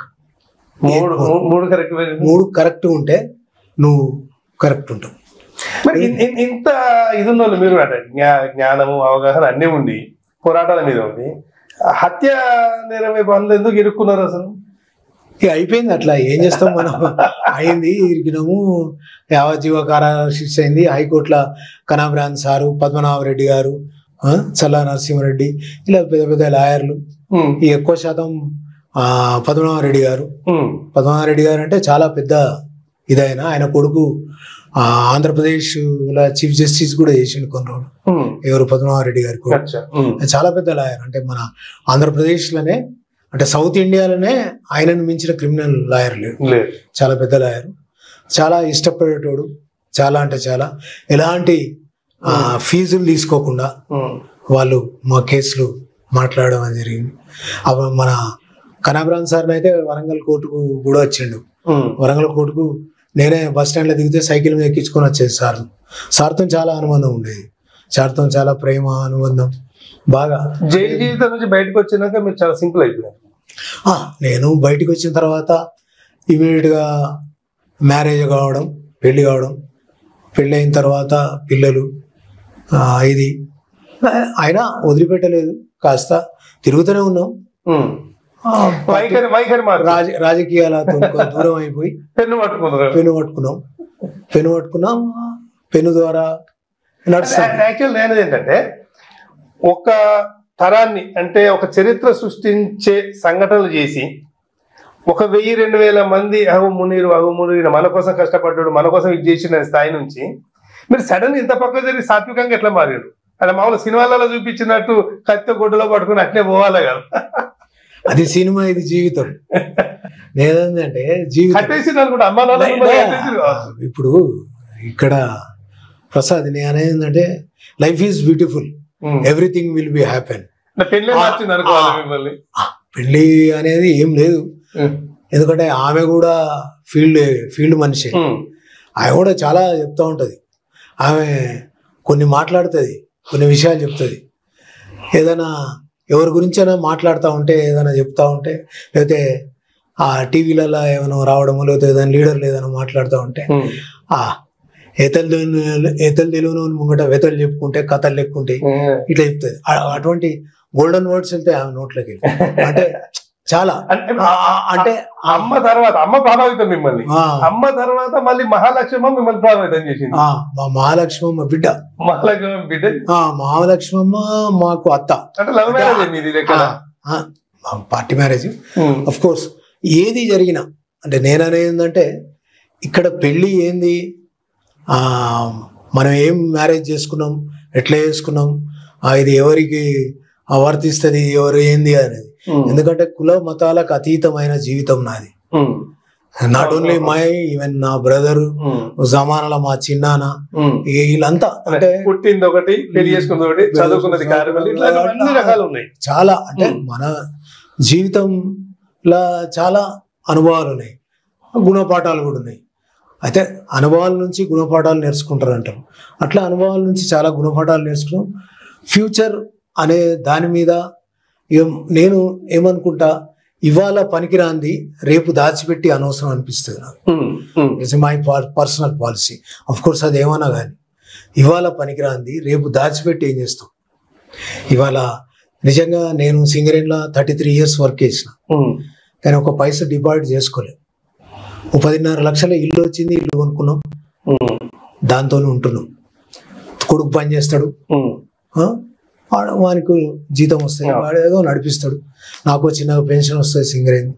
ఇట్లా ఎప్పుడన్నా ఆర్టికల్స్ రాసినప్పుడు వాళ్ళు పేపర్ వాళ్ళు ఏమైనా పంపిస్తే, పారితోషికం అది ఇది పంపిస్తారు, సాక్షి లాంటి వాళ్ళు పంపిస్తారు. వాళ్ళు చాలా ఒత్తిడితోనే, సింగరేణి మాత్రం చాలా ఒత్తిళ్లతోనే సింగరేణి ఒత్తిడి ఏం లేదు. నువ్వు పేపర్ వదిలిపెడతావా, లేకపోతే ఇది వదిలిపెడతావా, ఏదో ఒకటి చేసుకోమన్నారు. ఎందుకంటే దానికి సాక్ష్యం సింగరేణిలా సిఎండిగా పనిచేసిన నరసింహరావు సీఎంఓ కూడా చేసిండు 10 ఏళ్ళు. ఏది ఆయన కోల్ ఇండియా చైర్మన్ ఇన్స్టిట్యూట్ వచ్చి చేసిండు. అంటే ఇప్పుడు చైర్మన్లు కూడా వెంకటస్వామి లేదా కేసీఆర్ లాంటి కాక వాళ్ళ చేతుల్లో ఉన్నప్పుడు సింగరేణి, అప్పుడు మీకు అంత పరిచయాలు ఉండి కూడా మీరు అంత ఒత్తిడికి గురైనరా? చాలా ఒత్తిడికి గురైనా. ఎందుకు గురైనా అంటే, మేము ఒక కాలేజ్ పెట్టినాం మందమర్లా, రెంట్ దానికి 50,000 30,000 40,000 ఎంతో ఉండే. ఆ రెంట్ అప్పుడు చాలా ఎక్కువ, 15-20 వేలు ఎక్కువ రెంట్. అది ఎవరెవరో పోటీకి వస్తే మేము మూగటి ఉండి చేసినాం. దానికి నేను కరస్పాండెంట్. యాక్చువల్గా నేను కాలేజ్ పెట్టే స్థాయి కాదు, లేకపోతే మాది ఇది కాదు. అందులో 10 మంది, ఇప్పుడు సిరాజు, సుల్తాను, ఆ తర్వాత రాజన్న, ఇట్లా అప్పుడు హుసేన్ అని ఓర్మేన్ ఉండే ఆయన, ఇట్లా షౌకత్ అలీ, ఇంకా హుసేన్ వాళ్ళ బ్రదర్, వీళ్ళందరూ కలిసి 10 మంది కలిసి పెడితే నాకు కూడా ఓ పెట్టుబడి గిట్టుబడి కావాలంటే నేను ఇయ్యలే. యాక్చువల్గా నువ్వు దానికి కరస్పాండింగ్ ఉండి సరిపోతుంది. ఆయన చైర్మన్ హుసేన్, ఇట్లా మేము ఉన్నాం, దాని మీద నడిపినాం. దాంట్లో ఏమైంది, నేను అక్కడ కరస్పాండెంట్ ఉండడంతో చాలా మంది, అది ఆడపిల్లల కాలేజ్ కాదు కానీ ఆడపిల్లల కాలేజ్ లాగా అయింది. మొత్తం ఎవరైనా తీసుకొచ్చి మునిరాన్ కాలేజీలో ఉంటే మాకు సేఫ్టీ అని తీసుకొచ్చి పెట్టారు. అట్లా మాకు అప్పుడే స్ట్రెంగ్త్ 200-300 మంది స్ట్రెంగ్త్. సగం ఫీజులు అసలు ఆ ఫీజు సగ ఇవ్వకూడదు. అప్పుడు ఏముంటది గని కార్మికుల జీవితం, కరువులాధిక మాసమే, అప్పుడు జీతాలు తక్కువ. సరే చాలా మందికి ఫీజులు ఇవ్వకపోవడం, తీసుకోకపోవడం, ఇవన్నీ లాస్ అయింది బాగా. కాలేజ్ బంద్ చేసినాం. అందరి పిల్లలు మంచిగానే అయినారు. మంచిగా ఇవాళ మంచి మంచి ఉద్యోగాలు కూడా ఉన్నారు చాలా మంది. అప్పుడు కాంటాక్ట్లు ఉంటారు. అన్నీ బాగానే చేసినాం కానీ నడపలేక విడ్రా అయినాం. ఇక దాని రెంట్ దాదాపు 10 లక్షల రూపాయలు నా మీద పడ్డది. 10 lakhs రెంట్ కట్టాలని చెప్పి నాకు రెగ్యులర్గా నోటీసులు. అప్పుడు మిత్రుడు, మన విలేకరి మిత్రుడే పేపర్లో రాసిండు, వీళ్ళ కాలేజీ ఇంత రెంట్ అది ఇది. అది రావడంతో అంతకుముందు కంపెనీ ఇట్లనే ప్రెజర్ రావడంతో అది నాకు నోటీసులు ఇచ్చాడు. నోటీసులు అవి ఇవి ఇస్తాను. అది పెరిగిపోయి 12, 13, 14 అట్లా పెరుగుతూనే పోయింది. 14 lakhs నుంచి వరకు. ఇక నేను ఇటేమో విలేకరి ప్రెజరు, ఇటు ఈ ప్రెజరు, ఇదంతా ఎందుకని విఆర్ఎస్ పెట్టేసిన. విలేకరిగానే ఉండాలని నిర్ణయం చేసుకొని రాధాకృష్ణ గారి దగ్గర పోయి, సార్ నేను ఇట్లా అప్పటికి ఆర్సీ నేను వదిలిపెడదాం అనుకుంటున్నాను సార్, ఇట్లా సంగతి, మీరు నాకు జీతం ఇస్తానంటే అపాయింట్మెంట్ పర్మనెంట్ ఇస్తానంటే ఉంటాను, ఎంత జీతం తీసుకుంటానో ఏంది అది అన్ని చేసుకొని ఆయన దానికి తగ్గకుండా కాస్త అటు ఇటుగా ఆయన నా శాలరీ డిసైడ్ చేసి ఆయన నాకు రాధాకృష్ణ చేయుత మస్తున్నది. అంటే ఎండి రాధాకృష్ణది నా జీవితంలో చాలా నాకు అట్లనే కాదు, నా లైఫ్ లో ఆయన ఒక చాలా ప్రత్యేకమైన మనిషి. అంటే ఆయన అఫ్ కోర్స్ ఆయన ఎండిగా ఉన్నాడు. ఆయన చాలా గౌరవం, ఆయన అంటే నాకు చాలా గౌరవం. ఆయనకు నేనంటే చాలా ప్రేమ, ఒక అనుబంధం ఉన్నది ఆయన పట్ల. అయితే ఆయన నాకు ఆ ఛాన్స్ ఇచ్చిండు. నేను ఆ ఛాన్స్ తోని వర్క్ చేసిన. రిటైర్ అయినాక కూడా 3.5 ఏళ్ళు ఉన్నా నేను. అది చివరికి దరఖాస్తు పెట్టుకోండి, నేను పెట్టుకోలే, మళ్ళీ పెంచుదు నాకు కూడా, కానీ ఇక పెట్టుకోలే, అయిపోయింది ఇక చాలా అనుకుని నేను బయటకు వచ్చిన. 61-62 ఏళ్ళకు బయటకు వచ్చేసాను నేను. అయితే అట్లా నా సర్వీస్ ఒక 7, 8, 9 సంవత్సరాలు సర్వీస్ వదిలేసిన. ఇవాళ మా కొడుకు కూడా డిపెండెంట్ ఉద్యోగం వచ్చాడు, వాడు ప్రైవేట్ లో పని చేయకపోదు.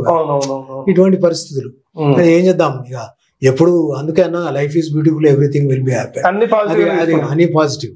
ఎందుకంటే మేము ఎప్పుడు నెగిటివ్ తీసుకో. మా ఇంట్లో నా పిల్లలు సహా ఇప్పుడు అందరూ 3 బిడ్డలు, అల్లుళ్ళు, even my son, own son, ప్రతి ఒక్కరు, మా మిసెస్, అందరం మేమంతా పాజిటివ్. ఏదైనా ఓపెన్ డిస్కషన్ అందరం కూర్చొని మాట్లాడుకున్నాడు. ఏదైనా ఇవాళ ఎటు పోదాం అంటే ఇటు పోదాం, అటు పోదాం అంటే అటు పోదాం, ఇవాళ ఇది చేద్దాం అనుకుంటారా అది చేద్దాం. అంతా ప్రతి సంవత్సరం ఒక టూరా పిల్లలతో కొన్ని రోజులు నేను ఉన్నంత వరకు సర్వీస్ లో తీసుకుపోయేది. తర్వాత మా అల్లుళ్ళు, బిడ్డలు వాళ్ళే, అంటే వాళ్ళు ఇక సంపాదించేటోళ్ళు వాళ్ళే బుక్స్ బుకింగ్ చేస్తారు, వాళ్ళే ఇది చేస్తారు. అక్కడక్కడ కొంతమంది మా మిత్రులు ఉన్నారు. ఇప్పుడు ఈ రంగంలో మనం ఉండడం వల్ల, పత్రికా రంగం కానీ, కమ్యూనిస్ట్ పార్టీలో కానీ ఇట్లా ఉండడం వల్ల, ప్రజారంగంలో చాలా సంవత్సరాలుగా ఉండడం వల్ల మనకు దేశమంతా మిత్రులు ఉంటారు. ఇవాళ మునీర్ ఫలాంజారికి వస్తాడు, ఓ 10 మందికి ఏదైనా అరేంజ్ చేయరాబోయే అంటే చేస్తారు. అంటే అంత ఆ చొరవ మనకున్నది, ఆ ప్రేమ ఉన్నది వాళ్ళకు. నేను నిజంగా వాళ్ళకి చేసింది ఏం లేదు కానీ దేశమంతా సంగతి వదిలేద్దాం. మామూలుగా పొలిటికల్ రావాలనుకుంటారు అందరు, కాస్త కూస్తో పబ్లిక్ లో ఇది ఉండగానే వార్డు మెంబర్ స్థాయి, స్థాయి ఎమ్మెల్యే టికెట్ అంటే ఒక ఆశ ఉంటది, ఒక అంత ఉంటది. కేసీఆర్ మిమ్మల్ని పిలిచి ఎమ్మెల్యే టికెట్ అంటే ఎమ్మెల్యేకు నేను ఆలోచిస్తున్నామంటే కూడా ఎందుకు అన్నారు? నేనా అంటే అప్పటికి వెంకటస్వామి లాంటి వాళ్ళు, కాకా లాంటి వాళ్ళు బెల్లంపల్లి చౌరస్తాల వెహికల్ ఆపి మిమ్మల్ని ఎక్కించుకుపోయిస్తాయి. పొలిటికల్ పరంగా కావచ్చు, చూసెస్ పరంగా కావచ్చు, very well known in political. ఎందుకు వెళ్ళలేకపోయారు? నాకు ఎలక్షన్లలో నిలబడడం, ఎలక్షన్లలో పోటీ చేయడం, లేకపోతే ఆ టికెట్ కోసం వెంపర్లాడడం ఇటువంటి అలవాటు లేదు. యాక్చువల్లీ నేను ఒకటి అనుకున్నా. నేనేమనుకున్నా, కేసీఆర్ గారు సీఎం అయినప్పుడు పిలిచి మాట్లాడాడు. ఒక 10 జిల్లాల నుంచి 10 మందిని పిలిచిండు, మైనార్టీలో నన్ను కూడా పిలిచిండు. మేము మాట్లాడినాం. అక్కడ కొందరు మైనార్టీ కు సంబంధించినవి వక్ఫ్ బోర్డు అనో అదనో ఇదనో అంటే, వక్ఫ్ బోర్డు అంటే ఒక వర్గానికి సంబంధించి అయిపోతుంది. మునిగిర అనేటోడు అందరి వాడు, మనకు అది అవసరం లేదు. నేను కేసీఆర్ చెప్పిన, నాకు ఇంట్రెస్ట్ ప్రెస్ అకాడమీ, నేను పత్రికా రంగం కోసం, నా సోదరుల కోసం something I want to do. నేను ఏదైనా ఒకటి చేద్దామని, అది ఇస్తే ఇవ్వండి లేకపోతే లేదు, తప్పే, నాకు వేరేది వద్దు అని చెప్పిన. అప్పుడే ఆయన చెప్పిండు ఏంటంటే అల్లం నారాయణకు ఇచ్చే ఆలోచన మాట ఇవ్వలేదు. ఆయన అపాయింట్ చేసిన, అల్లం నారాయణ కూడా తెలియదు. ఆ స్క్రోలింగ్ వచ్చేదాకా నేను అపాయింట్ చేసిన. ఎందుకంటే కేసీఆర్ అటువంటి సర్ప్రైజ్ ఇచ్చారు. ఇక అది అయింది. అప్పటికి నేను నమస్తే తెలంగాణ ఇడిచిపెట్టినా కూడా, ఇడిచిపెట్టి ఇంట్లోకి వచ్చిన. యాక్చువల్లీ నమస్తే తెలంగాణ పెట్టినప్పుడు నేను అందులో కూర్చున్నా, మీటింగ్లలో కూర్చున్నా, పిలిచినప్పుడు మాట్లాడినా. అల్లం నారాయణ పేరు ఎడిటర్ గా సజెస్ట్ చేసింది కూడా నేనే. ఇవన్నీ చాలా పాత్ర ఉన్నది నాది. దాదాపు 5-6 జిల్లాల్లో అందరినీ రిపోర్టర్స్ అపాయింట్ చేస్తారు. అది చాలా బోలెడు మంది ఉంటారు, 200 మంది దాకా. మనం పెట్టిన వాళ్ళు ఈ పేపర్ ఆ పేపర్, అందులో బోలెడు మంది మనోళ్ళు ఉంటారు. సరే, వాళ్ళు మనోళ్ళు అనుకుంటారా లేదా నాకు తెలియదు, కానీ నేనైతే అనుకుంటా మనోళ్ళు. కానీ అటువంటి క్రమంలో మనం పాలిటిక్స్ కు రావడం అనేది కరెక్ట్ కాదు. పొలిటికల్ గా మనం షేర్ చేసుకోవడం అనేది కరెక్ట్ కాదు. పొలిటికల్ లీడర్ గా మనం ఎదగడం అనేది కరెక్ట్ కాదు. నాకు ఇష్టం లేదు. అదే పర్టికులర్ అది చాలా గీత. కొందరు మేము తెలంగాణ ఉద్యమంలో సింగరేణి చేసి చైర్మన్ గా నేను నన్ను వాళ్ళు పెట్టిన తర్వాత మేము ఆందోళనలో పాల్గొన్న కొంతమంది మిత్రులే అన్నారు, వెనక అనేటోళ్ళు, నా ముందడంలే కానీ వెనక వ్యాఖ్యానం చేసేటోళ్ళు కొందరు నాతో వచ్చి చెప్పేటోళ్ళు. నేను పెద్ద పట్టించుకోపోదు. వచ్చి చెప్పేటోళ్ళు ఏంటంటే, మీరు ఎమ్మెల్యే అయిదామని మీరు తీసుకున్నారట అంటే, సరే నేను తీసుకున్నా అనే సంగతి అప్పుడు తర్వాత వెళ్తుంది, తొందర ఎందుకన్నా, ఇప్పుడు వదిలే దాని విషయం, ఇప్పుడు అవసరం లేదు. ఎందుకంటే మేము అప్పుడు కూడా కమ్యూనిస్ట్ పార్టీలో కూడా యాక్టివ్ ఉన్నప్పుడు, దుర్రకు మా గొడవలు ఉన్నప్పుడు, అప్పుడు మా దగ్గర చాలా మంది వచ్చేటోళ్ళు, మన బాధితులు అలినెస్, వాడు ఉట్టిగానే వచ్చి చెప్పేటోళ్ళు, వాడు దూరం మనిషి అని, వీడు దూరం మనిషి అంటే మునీర్కు కోపం వస్తుంది. నాకు ఎప్పుడు రాదు, ఎందుకంటే face is the index of the mind. నేను ఆ ఇండెక్స్ ను అంటే అప్పుడు డెఫినెట్ అప్పుడు అనుకున్నాం కదా, అప్పుడు ఏదో కోపంతో బలంతో కొట్టాడేది. జ్యోతిలోకి వచ్చిన తర్వాత యాజ్ ఎ జర్నలిస్ట్ గా మీకు పౌర హక్కులకి ఒక ఇంపార్టెంట్ ఇష్యూ జరిగింది. అంటే పౌర హక్కులకు సంబంధించి కాదు, నందయ్య అనే ఒక డెత్ కు సంబంధించి ఇన్సిడెంట్. అందులో దాదాపు మీకు రైల్వే పోలీసులతో పాటు స్టేట్ పోలీసు కూడా మిమ్మల్ని అటాక్ చేయడానికి లేకపోతే టార్గెట్ చేశారు. ఏంటి అసలు టార్గెట్ చేసిన అంటే ఏంటంటే, సుశీల అనేట ఆమె నందయ్య భార్య. అక్కడ ఇప్పుడు మందమరిల ఓవర్ బ్రిడ్జ్ దగ్గర ట్రాక్ లైన్ ఉన్నాయి కదా, జాతీయ ట్రాక్ లైన్. ఆ ట్రాక్ లైన్ మీద ఒక శవం పడింది, కొట్టి పడేసాను. ఒక శవం లేడీ. అయితే ఆ లేడీ దానికి కారణం నందయ్య అని చెప్పి నందయ్యని పట్టుకుపోయాను పోలీసు వాళ్ళు. నిజానికి నందయ్యకి సంబంధం లేదు. అయితే ఆయన భార్య, నేను మామూలు రిపోర్టర్గా మా ఇంటికి వచ్చింది 3-4 సార్లు. చిన్న పిల్లల్ని, ఇంత పిల్లలను పట్టుకొని ఇంటికి వచ్చింది. ఇంటికి వచ్చి చెప్పుకున్నా గోడు ఇట్ట సంగతి, ఇట్లా రైల్వే పోలీసులు పట్టుకపోయారు అది. సరే అని నేను రైల్వే పోలీస్ స్టేషన్కి పోయినా. అప్పుడు జానీ సమేదో ఉన్నది, ఆయన సబ్ ఇన్స్పెక్టర్ ఉన్నాడు, బెల్లంపల్లి రైల్వే స్టేషన్కి పోయి ఆయనతో మాట్లాడి మీరు తీసుకొచ్చిరట ఆయనను, ఆయన మాయమైండు, ఆయన కనబడతలేడు, ఆయన మేము తేలేను. అన్నాడు. అన్నాక నేను పోయేటప్పుడు, నేను రిటర్న్ అయ్యేటప్పుడు ఆయన ఏమన్నాడంటే, సరే నువ్వు మావుని కాబట్టి ముస్లిం మన అనుకో, ఒక విషయం చెప్తున్నా ఏంటంటే ఆయన విడిచిపెట్టినాం, అరెస్ట్ చేసినాం కదా, అది ఒక పాయింట్ దొరికింది నాకు. అరెస్ట్ చేసింది కరెక్టే. అక్కడ నుంచి వచ్చేసినాం మేము. వాళ్ళే ఒప్పుకున్నారు అరెస్ట్ అయితే చేసినాము, వచ్చేసినాం. వచ్చేసిన తర్వాత ఆయన పక్కన లాకప్లో ఆ రోజు ఉన్న ఒక వ్యక్తి నాకు అనోన్ ఫోన్ చేసిండు, ల్యాండ్ ఫోన్, అప్పుడు ల్యాండ్ ఫోన్. అట్లనే ఒక కానిస్టేబుల్ కూడా ఒక అనోన్ ఫోన్ చేసిండు నాకు, అందులో పార్టిసిపేట్ చేసిన. సార్ నాదైతే ఏం పాత్ర లేదు, కానీ ఇట్లా అయింది, ఆయన బాగా కొట్టిరు, ఆయన అటో కాలు పట్టి ఇటో కాలు పట్టి చింపేసారు మొత్తం. చింపి ఆయనను బస్తలా చుట్టి రేచిని రైల్వే స్టేషన్ పక్కన ట్రాక్ పక్కన పాతి పెట్టిరు. యాక్చువల్లీ ఇదంతా రాసిన నేను పేపర్లో, అంటే ఈయన చెప్పాడు ఆయన చెప్పాడు అని కాదు, డైరెక్ట్ రాసేసిన నేను. అప్పుడు ఏబిక ప్రసాద్ ఎడిటర్ ఉండే. సార్ ఉండి ఏం మీ ఇట్లా రాసేసినావు డైరెక్ట్, ఇదేందేమన్నా రేపు ప్రాబ్లం అవుతుంది, అసెంబ్లీ నడుస్తుంది అది అంటే, సార్ మీరు పెట్టండి ఏం కాదు, నేను ఏదైనా ఏదైతే అదైతే. నరసింహరావు ఎడిషన్ ఇన్ఛార్జ్ ఉండే, ఆయన బాగా డైరీ ఉండే. మునీరు సోర్స్ ఉంటేనే రాస్తాడు సార్, లేకపోతే రాయడు. కొట్టేసి పెట్టేసిన కథం. తెల్లారి బ్యానర్లో ఫస్ట్ పేజ్లో పడ్డది, అసెంబ్లీలో వెళ్ళి అదే రోజు రైల్వే డిఎస్పీ వచ్చి రేచిన దగ్గర తవ్వితే శవం వెళ్ళింది.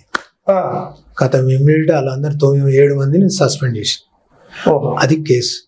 అదే దాని మీద ఫైట్ చేసిన బాగా. వాళ్ళు పైసలు ఇవ్వడానికి వచ్చినప్పుడు సర్వర్ సిఐ ఉండే మనం, ఆయన పెద్ద బ్యాగ్ గీగు పెట్టుకొని రెడీ ఉన్నాడు. సుశీల నేనన్నా ఆమె తీసుకుంటే నాకేం అభ్యంతరం లేదు, నాకైతే ఏం పైసలు అవసరం లేదు, నేను తీసుకొని మీకు తెలుసు, అలాంటి పని మనం చేయం. ఆమె తీసుకుంటానంటే నాకేం అభ్యంతరం, ఆమె సవాలే లేదు. ఆమె న్యాయం కావాలి, చిన్న చిన్న పిల్లలు న్యాయం కావాలి సార్, నాకు పైసలు ఎందుకు. అట్లా సిటీ క్రిమినల్ కోర్టు ఇక్కడ ఉంటది, అక్కడ ఇప్పుడు వాళ్ళ కేసులు నడతానే, సూర్యక గిరాక కేసులు నడతలేవా, అక్కడనే నడిచింది కేసు. సిబిసిఐడి వచ్చింది, సిబిసిఐడి ఎంక్వైరీ అయింది, అన్న నేనే ఎవిడెన్స్ అయినా. తెల్లారి మన ఇండియన్ ఎక్స్ప్రెస్ లా మన క్రానికల్ లో భూమిలో ఈయన రాసాడు, అఖ్తర్ హుసేన్ రాశాడు. పాపం అఖ్తర్ హుసేన్ కూడా విట్నెస్ గా పెట్టారు. ఇద్దరం కోర్టుకు పోయాం. సరే ఆ విట్నెస్లు అయినా ఏవైనా ఇవన్నీ లాస్ట్ లో కేసు కొట్టేసింది. ఈవెన్ అక్కడ కూడా బయట నిలబడి నా బిడ్డలు, నాకు 9 మంది కూతుర్లు, నా పరిస్థితి 9 మంది బిడ్డలు, నాకు పెళ్లిళ్ళు చేయాలి, ఇప్పుడు నువ్వు చెప్పినా చెప్పకుండా ఈ పైసలు చెడిగితే ఆడగొట్టేస్తాడు ఆయనకి. అక్కడ కూడా చెప్తే కూడా అక్కడ కూడా ఒప్పుకోలే. ఆఖరికి వాడు అదే ఇచ్చిండు, అదే చేసుకున్నాడు. తర్వాత ఆ జానిమియాతో పాటు జానిమియానే అక్కడ దాడి ఏదో జరిగింది, రైల్వే స్టేషన్ మీద దాడి జరిగింది, నక్సలైట్, అది తుపాకులు ఎత్తుకపోయినారు. అదే అందులో ఆయన చచ్చిపోయాడు, గాయపడ్డాడు, ఏదో అయింది. తర్వాత ఆ మొత్తానికి రీఇన్స్టేట్ అయిన తర్వాత కేసు కొట్టేసి, అది పెద్ద హిస్టారిక్. అంటే ఇటువంటి కేసులు చాలా ఇప్పటికి. అదే ఇప్పుడు ఈ చంద్రయ్యది ఇక్కడ ఒక చంద్రయ్య అనుకుని ఒక చంద్రయ్యని పట్టుకపోయారు. ఆ కేసులో కూడా అట్లనే. అంటే ఇదంతా పౌర హక్కుల సంఘంకు అటాచ్ ఉండేది. సార్కు పోయి చెప్పేటోని, సార్ వచ్చేటోడు, మేమంతా తిరిగేటోళ్ళం. ఇదంతా ఈ కేసులన్నీ కూడా అంటే చాలా, అంటే ప్రతి దాంట్లో కూడా వేరే రిపోర్టర్లు కూడా ఉండేటోళ్ళు మనోళ్ళు, కానీ ఇన్వాల్వ్మెంట్ ఎక్కువ నేనే ఇన్వాల్వ్ అయ్యేటోళ్ళు. అంటే ఇన్వాల్వ్మెంట్ అంటే ఇక మొత్తం అటాచ్ అయిపోతుంటుంది. ఎందుకంటే మనకు అంతకుముందు కొద్దిగా ప్రజా జీవితంతో సంబంధాలు ఉన్నాయి. ఎకాఎకిన విలేకరి అయినోని కాదు నేను, అంటే ఏదో గాలికి అయినోని కాదు, లేకపోతే ఒక అంబిషన్ తోని కూడా అయినోని కాదు. నేను ఒక నాకేందంటే ఒక ఏమంటారు, ఒక జీల్ ఉండే, అంటే మనం ఏదైనా పీపుల్ వైపు ఉండాలి. అదే అంబిషన్, వేరే అంబిషన్లు ఏం లేవు, పీపుల్ వైపు ఉండాలి అంతే. నన్ను ఇక్కడ ఏలు పెట్టేవారు చూపెట్టలేరు, వీళ్ళు నన్ను బ్లాక్మెయిల్ చేసి వార్త రాసిండు లేదా ఇట్లా అని రాసిండు. తర్వాత ఎప్పుడు కూడా పత్రికలు నిర్ణయం తీసుకోక ముందు నుంచే నేను ఆడపిల్ల పేరు రాయాలి, ఆడపిల్ల జరిగిన అత్యాచారానికి సంబంధించి అప్పటి నుంచి పేరు రాయాలి.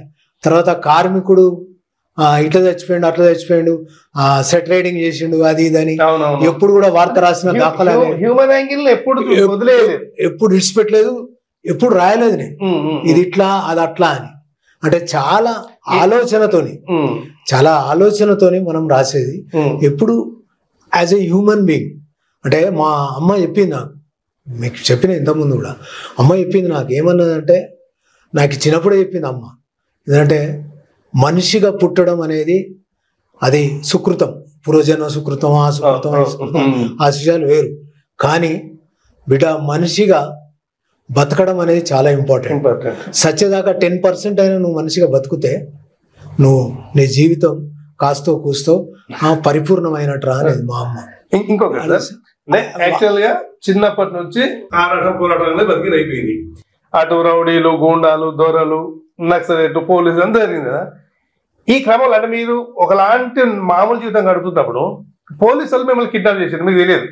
మీతో పాటు ఇంకో రవీందర్, హనుమల్ రవీందర్, అది ఎట్లా అసలు ఎందుకు జరిగింది ఆ ఇన్సిడెంట్? ఏమో వాళ్ళు ఎందుకు చేసారు, వాళ్ళు పట్టుకపోయినరు. తర్వాత మీ మొండితనం బయట పడ్డారు అంతే, నా మొండితనమే. పట్టుకపోయినరు. 10 జిల్లాలలో ఆందోళనలు జరిగాయి. బాలగోపాల్ సారు అప్పుడు పేజర్లు ఉండేవి, పేజర్లు. ఆ పేజర్ల ఎందుకంటే Chandrababu Naidu classmate Balagopal sir. Chandrababu Naidu CM అప్పుడు. చంద్రబాబు నాయుడుకు మెసేజ్ ఇచ్చిండు. తర్వాత మా రాధాకృష్ణ గారు ఆంధ్రజ్యోతి, అదే విధంగా అప్పుడు ఆయన ఉండే డెస్క్ ఇన్ఛార్జ్ మా కేపీ సార్ ఉండే. ఆ సార్ నిజంగా ఆయన కృష్ణప్రసాద్ సార్, ఆయన బాగా ఇన్స్ట్రక్షన్ తీసుకున్నారు. ఇది ఇన్సైడర్ ప్రోగ్రామ్ సార్, మొత్తం ఓపెన్ గా చెప్పాలి మీరు. ఇక అవన్నీ నడుస్తా ఉంటాయి. ఇప్పుడు ఏంటంటే నాకు సీక్రెట్స్ ఏం లేవు, ఓపెన్ అది ప్రజలకు తెలుసు మమ్మల్ని ఎందుకు పట్టుకపోయినా. తర్వాత ఏ ప్రజలతో మమ్మల్ని ఇడిచిపెట్టినని కూడా ప్రజలకు తెలుసు. కాబట్టి వదిలేసిండ్రు, వచ్చినాం బయటికి. అంటే చాలా ఇప్పుడు మహారాష్ట్రకు పోయినాం, మహారాష్ట్రకి యూనియన్ నాయకులతో పోయినాం. జనప్రసాద్, రఘునాథరావు, వీళ్ళ మేమందరం చనిపోయిన రఘునాథరావు, ఆయన రఘన్న, ఆయన మేమందరం కలిసి ఆ మహారాష్ట్రలో ఏదో ట్రేడ్ యూనియన్ అన్ని యూనియన్ల మీటింగ్ ఏదో అంటే పోయిన వాడికి. ఆ మీటింగ్ సంగతి ఏంటంటే చివరికి అది పోతే అది నక్సలైట్ల అనుబంధ కార్మిక సంఘాల మీటింగ్. మాకు తెలియదు. అట్లా నేను ఉపన్యాసం దంచిడిచి పెట్టినాం. ఆ రాగానే ఇట్లా ఎంటర్ అయ్యేదో అందరిని అరెస్ట్ చేసి పోలీసులు పట్టుకుపోయారు. కొట్టేటోళ్ళం కొట్టిర్రు, కేసులు పెట్టేటోళ్ళకి కేసులు పెట్టిర్రు. ఇక అన్నీ జరుగుతా ఉంటాయి లైఫ్ లో, కామన్. అరే నువ్వు ఎందుకు పోయినావా అని మా రిపోర్టర్లే, మా పేపర్ వాళ్ళే ఎందరో అన్నారు. కానీ వాళ్ళందరికీ తెలుసు, ఎందుకంటే మనం నిజాయితీగా కొట్లాడేటోళ్ళం, నిజాయితీగా పోయేటోళ్ళం. మనం పేరు కోసం పోయేటోళ్ళం కాదు, ఊరు కోసం పోయేటోళ్ళం. మనం ఏంటంటే మనం అక్కడ ఉన్నటువంటి పరిస్థితులకు అనుగుణంగా మనం ఆందోళన దిగినాం. ఈవెన్ పెన్షనర్స్ కు ట్రబుల్స్ అవుతాయన్నా కూడా ఇవాళ కూడా రాస్తా అంటాం, కొట్లాడుతూ అంటాం, పోతా ఉంటాం. అప్పుడప్పుడు ధర్నాలు గిన్నాలు జరిగితే వాళ్ళతో కలిసి కూర్చుంటారు, ఏం కూడా పోతా ఉంటాయి. జర్నలిస్టుల ఆందోళనలో కూడా వెళ్తా ఉంటాం, పార్టిసిపేట్ చేస్తూ ఉంటాం. మనకు వీలైనంత మేరకు. అంటే ఏజ్ ఫ్యాక్టర్ కావచ్చు, లేకపోతే ఇది కావచ్చు. ఎందుకంటే ఇంతకుముందు మనకు ఎంత చెద్దరు ఉంటే అంత కాళ్ళు చాపకుండా ఎక్కువనే చాపేది. కానీ ఇప్పుడు చెద్దరు ఎంతనో ఆ చెద్దరికి సమానంగా కాళ్ళు చాపుకుంటాను, ఎక్కువ సరి పెట్టకుండా. దగ్గర కొంచెం జాగ్రత్తలు తీసుకోవాలి. యాక్చువల్లీ మీతోని మాట్లాడితే కొన్ని గంటలు, రోజులు కూడా మాట్లాడచ్చు. అంటే మీరు ఇచ్చిన టైం మీ ఆరోగ్య రీత్యా చాలా తక్కువ కాబట్టి ఆంధ్రజ్యోతికి సంబంధించి బండకింది బతుకులు కావచ్చు, ఇంకోటి కావచ్చు, స్పెషల్ సింగరింగ్ ఎడిషన్ కావచ్చు, అవన్నీ తర్వాత మాట్లాడుతున్నాం. మీరు ఇచ్చిన సమయానికి చివరిగా ఒక ప్రశ్న, అంటే మీకు అత్యంత బాధ కలిగించింది చాలా, అంటే మీ రచనలో నాకు అనిపించింది అది. అందరూ అంటారు, నేను కూడా అంట, మీరు బాధపడద్దు, మీరు సెంటిమెంటల్ పూల్. చివరి నిమిషంలో అమ్మ నేను నీ దగ్గరికి వచ్చి ఉంటారా అని రాత్రి అన్నప్పుడు, మీరు నేను తీసుకురాలేకపోయినా నేను మళ్ళీ పాపం ఆమెనిగా శవంగానే చూడాల్సి వచ్చింది అని ఇది ఉన్నప్పుడు అసలు మీరు ఎట్లా రియాక్ట్?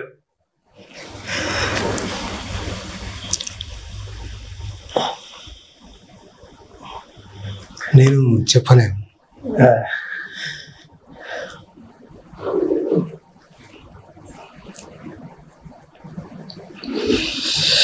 ఎందుకంటే నేను ఆ రోజు అమ్మ చెప్పంగానే తీసుకుపోరా అని అంటే నేను రేపు పొద్దున వస్తాను, ఎందుకంటే కారు లేదు, ఎవరిదైనా అడిగి తీసుకొస్తా నేను అని కార్మా స్కూల్లో ఫాదర్ని అడిగిన, థామస్ ఫాదర్ను. ఆయన దగ్గర ఆ రోజు లేకుంటే తెల్లారి ఇచ్చిండు కూడా. అప్పుడు శవం పట్టుకొచ్చిన వాళ్ళ. అమ్మతోని ఎంత అటాచ్మెంట్ అంటే, తల్లి చిన్నప్పుడు ఒక పిల్లలకు రొమ్ముకు గడ్డలేటుండే అమ్మకు, రక్త మన ఇది పాలు, అప్పుడు దాన్ని తీస్తారు వాళ్ళు పిల్లలు పిల్లలు.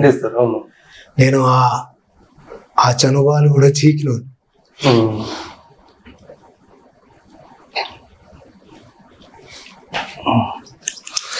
మయూర్ ను ఉంచమని చెప్పి పెట్టుకొని వాడు కూడా మస్తు ఫీల్ అవుతాడు.